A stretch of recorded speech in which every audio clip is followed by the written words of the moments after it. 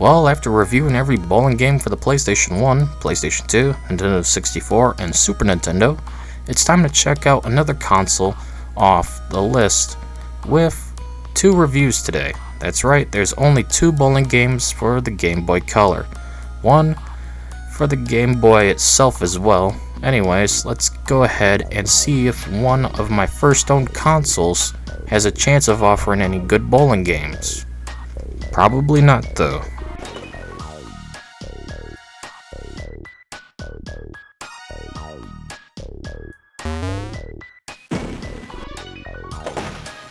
To throw your ball, you press and hold the B button to fill your power gauge.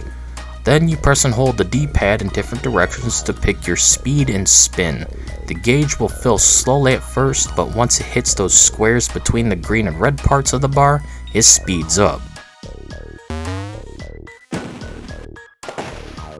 If it hits the red bar, it's a foul and you lose your turn. So you have to throw within the squares. It's pretty simple and works well enough, but it did take some time to get used to, alongside adjusting your speed and spin.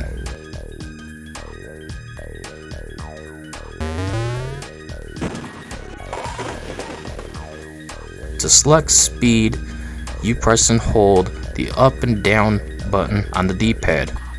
To adjust your spin, you press and hold the left and right on the D-pad. That's all there is to the controls, which makes sense given this is the Game Boy Color and it didn't exactly have many inputs.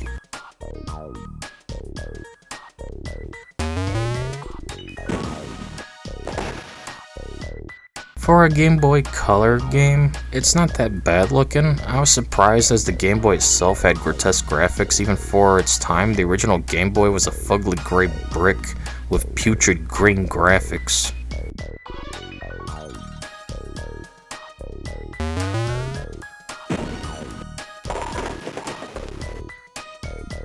That's one of the best things about the Game Boy Color, as it was treated as its own platform, but really it was just the Game Boy with color and barely anything else.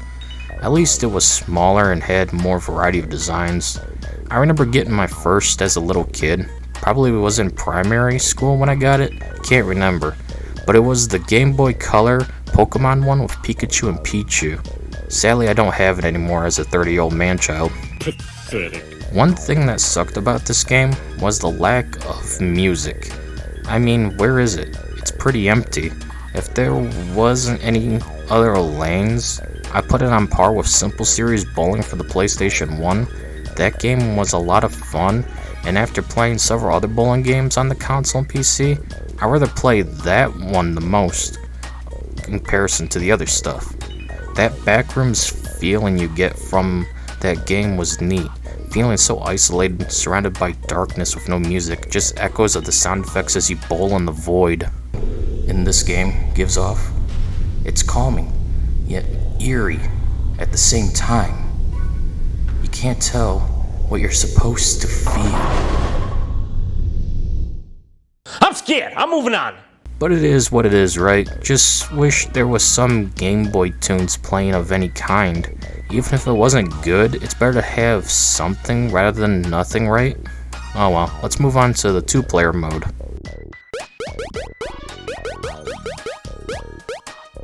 There's only 2 options when it comes to gameplay. You can either bowl alone or with another player, but of course you must share your Game Boy Color to do so. Yes, you heard me right. Get ready to swap your console back and forth to play multiplayer. Not really a bad thing, mind you. I remember doing this with Age of Empires 2 on the Nintendo DS back in the day. One day I'll gladly review that game. Anyways, this mode is the same thing as single player, except you take turns bowling a frame, and that's it.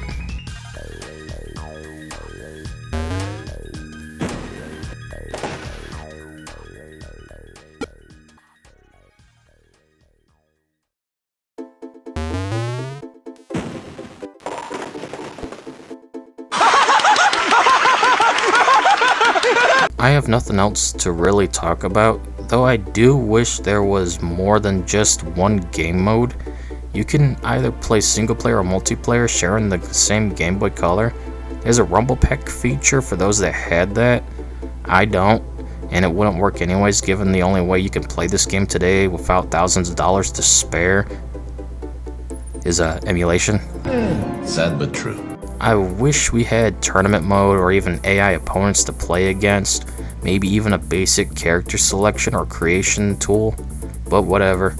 I get the limitations of the 90s handheld, but still, you'd expect more from a newer console over the older ones. Maybe the Game Boy Advance has something to offer. I'll check out that one day too.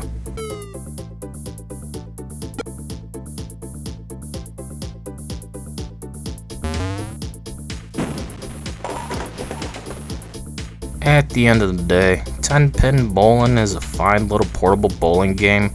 If it only had a few more modes, let alone features, it could have been an even better game. For what it is, I can recommend this mediocre game. Hopefully the other bowling game called Pocket Bowling will have more to offer. Also, we can finally set up a playlist for the Game Boy Color. That's right, for the first time in a long time, we've started reviewing a new console platform instead of the same old same old. Anyways, that's it for this video. See you all later.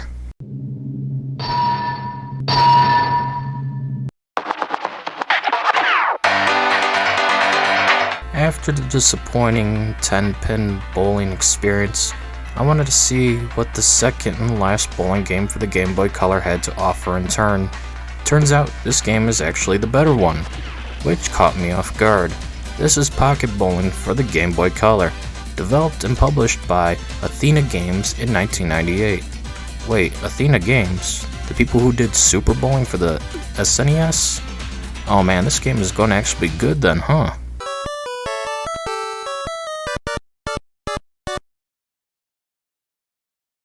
Unlike 10-pin bowling, Pocket Bowling does have better mechanics. You simply choose your standing position, then you'll choose your degree of spin and power, as shown below the lane in the UI.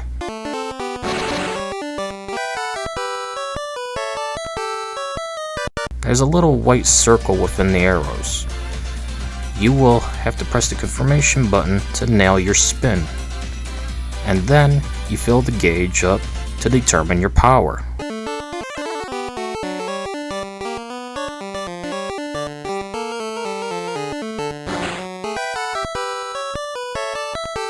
It's easy to get into, unlike 10-pin bowling where you had to press and hold the B button, then press and hold the up, down, left, and right on the D-pad to determine your spin and power. While also timing the gauge, because it reaches the red part, it will be game over and it speeds up once it gets near it. Yeah, it was a pain. I wasn't a fan of it. Here, however, it's more natural and just more enjoyable. It's a lot easier to get into. So let's get into the modes themselves.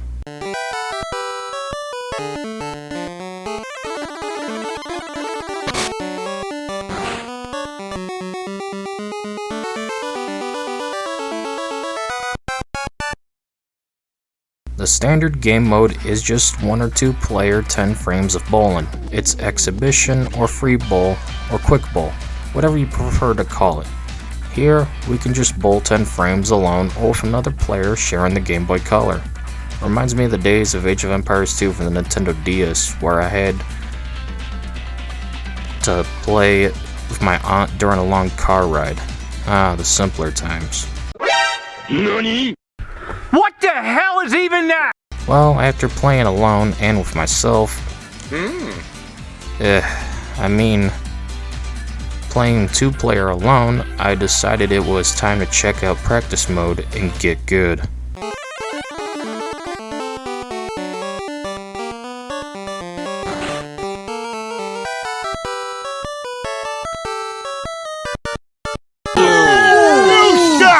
Practice mode is similar to Super Bowling for the SNES, in which we can choose which pins appear in between each throw.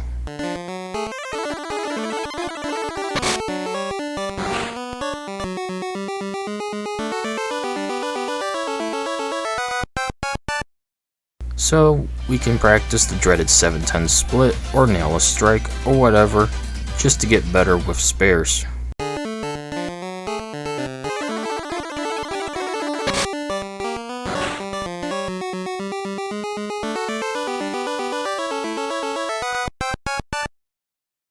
let's not forget, I do keep that big iron on me. There's nothing else to say about this mode, you just select which pins to have placed between each throw. After a few more frames, I decided I was getting better and getting more confident for the tournament mode.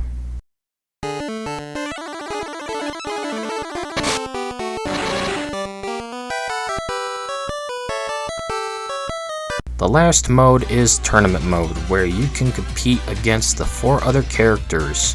This is comprised of 10 frames and 3 games, so 30 frames total.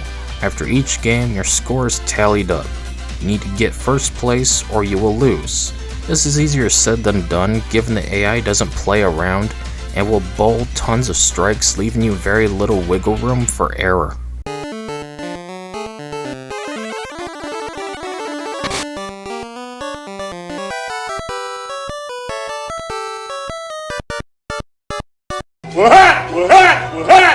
At first, I wasn't doing so hot till the second game, where I started to finally get strikes.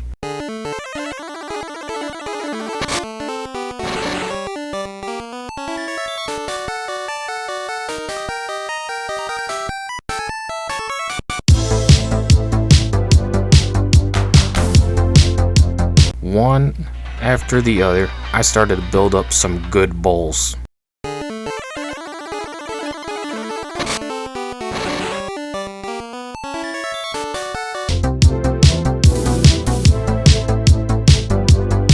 Of course, we got the gobble gobble turkey 3 strikes in a row too.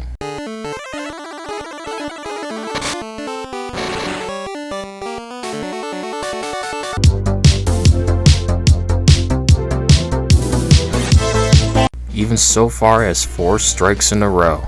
I'm feeling good.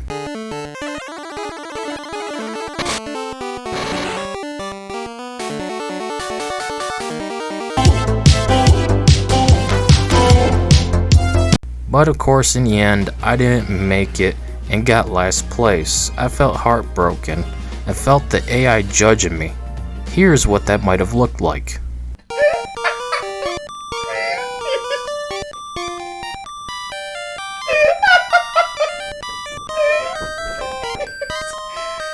I'm sure. Unlike 10-pin bowling, pocket bowling has music. This helps add to the mood and made the game overall more enjoyable. Just a simple tune can make a difference between something with and without music. You need music or at least good ambience for a game to really keep your attention and try to add more enjoyability to it.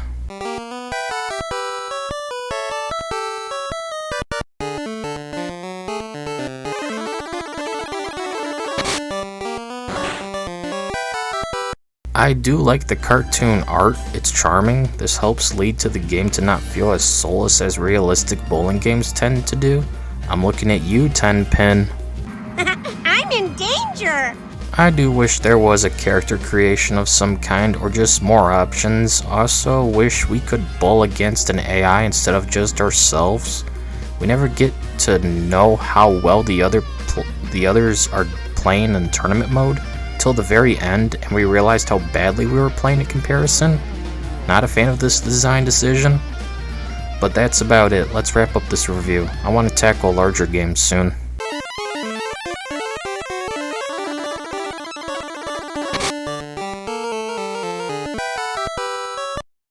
At the end of the day, pocket bowling is quite enjoyable for a portable Game Boy Color bowling game. It has more to offer than 10-pin bowling did. The art is nice, the music is good, and there's more modes to play with unlike 10-pin bowling. This helps it stand out more, and overall, it's a near average fun little game worth checking out if you need a portable bowling game for this console. Anyways, that's it for this video. See you all later.